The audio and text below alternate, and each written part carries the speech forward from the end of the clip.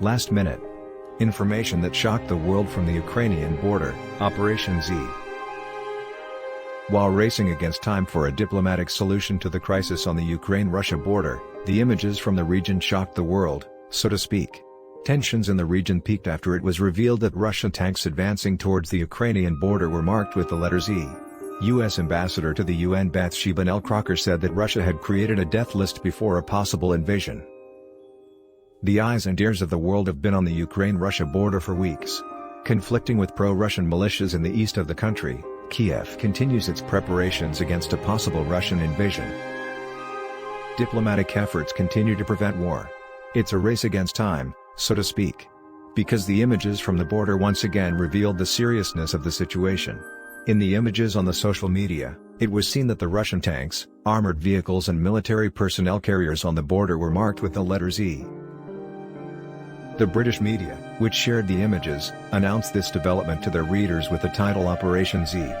Military experts believe this method was used to avoid friendly fire if war broke out.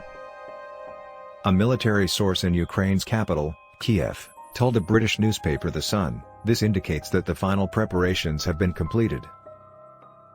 This is how pilots will discover. In his statement, the same person underlined that in a possible invasion, Russian aircraft will have air dominance, and with this marking, they will be able to distinguish between their own troops and Ukrainian forces. Noting that the Ukrainian and Russian armies have similar military vehicles, the military source stated that with this step, Russia is trying to minimize the losses to be caused by friendly fire. U.S. Ambassador announced, death list from Russia. U.S. Ambassador to the UN Bathsheba Nell Crocker said that Russia had created a death list before a possible invasion. In her letter to the UN High Commissioner for Human Rights Michelle Bachelet, Crocker gave the following statements. We are deeply concerned about the continuing human rights violations in Russia's already occupied parts of Ukraine, and we have every reason to believe that these concerns will increase exponentially in the wake of a new military attack. Crocker also underlined that disturbing information obtained by the U.S. shows that Russia is planning human rights violations before a possible invasion of Ukraine. Crocker added that Russian forces use tactics such as targeted killing, kidnapping, illegal detention and torture in previous operations. Crocker made the following statements in his letter. In particular, we have reliable information that Russian forces are making lists of identified Ukrainians to be killed or sent to camps after a military invasion. We also have reliable information that Russian forces will take lethal measures to disperse peaceful protests.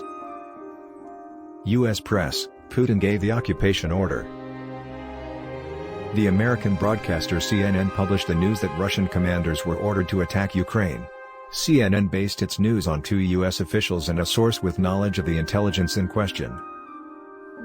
According to the news, the intelligence on the command given to tactical commanders and intelligence officers is one of the few indicators that the United States watches as to whether Russian preparations for a possible invasion have been completed. Interruption of electronic communication and cyber attacks, which are among these indicators, have not been observed yet. Sources speaking to CNN warned that the instructions could always be withdrawn or that they could be false information to mislead the U.S. and its allies. The American New York Times, NYT, newspaper also carried the claim that Putin gave an invasion order. According to the intelligence obtained by the USA, last week, the Kremlin administration ordered the Russian troops to advance in order to invade Ukraine. In the news that then it based on the Americans, there was the information that it was this intelligence that prompted the U.S. President Biden to make a statement that Putin has decided to attack. While it was stated that the American officials avoided giving details about the intelligence in question, it was also reported that they told the U.S. administration that they trusted the intelligence they had obtained in the last months regarding Russia's military plans. On the other hand, according to the statement made by the Élysée Palace, President Macron offered to organize a summit between Russian President Putin and U.S. President Biden, and the parties accepted the proposal in principle. In a statement made by the White House, it was stated that the summit, proposed by French President Emmanuel Macron, could take place on the condition that Russia do not invade Ukraine. While U.S. officials say that Russia is ready to invade Kiev, this claim is rejected by the Moscow administration. Diplomatic talks continued on Sunday regarding the tension. Macron and Putin held a telephone conversation on Sunday on Russia's military activity in the region. The French presidency reported that after the 15-minute meeting between Macron and Biden, the Russian and French leaders made a second phone call. The two meetings between Putin and Macron lasted 3 hours in total.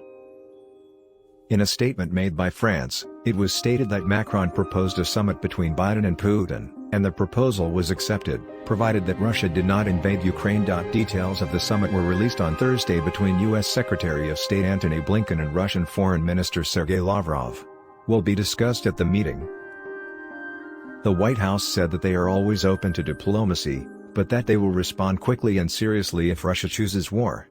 The statement also noted that at the moment, Russia seems to be preparing for a full-scale attack on Ukraine very soon.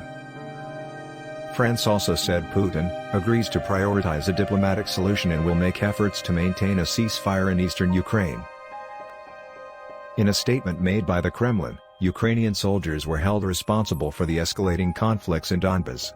Ukraine, on the other hand, denied this, saying Moscow was running a provocation campaign aimed at creating a pretext for intervention.